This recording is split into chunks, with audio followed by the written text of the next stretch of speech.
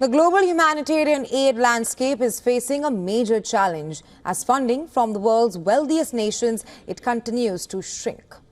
The United Nations has warned that in 2025, it may only be able to meet 60% of the needs of the 307 million people predicted to require help.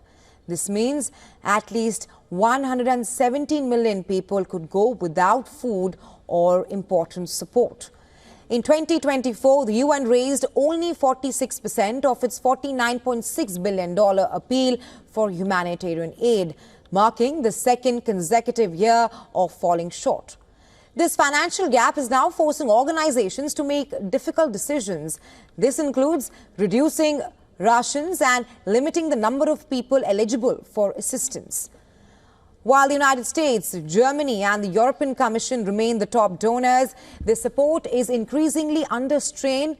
Germany, for example, reduced its humanitarian budget by $500 million from 2023 to 2024 and has now proposed a further $1 billion cut for 2025.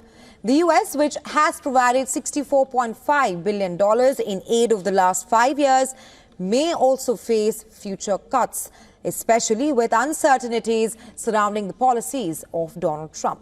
Meanwhile, countries like China, Russia and India, which are among the world's largest economies, contribute less than 1% of the total aid tracked by the UN. The funding crisis comes at a time when hunger levels are escalating globally to 82 million people across 59 countries. They are facing high levels of acute food insecurity. The Global Hunger Index for 2024 places India in the serious category.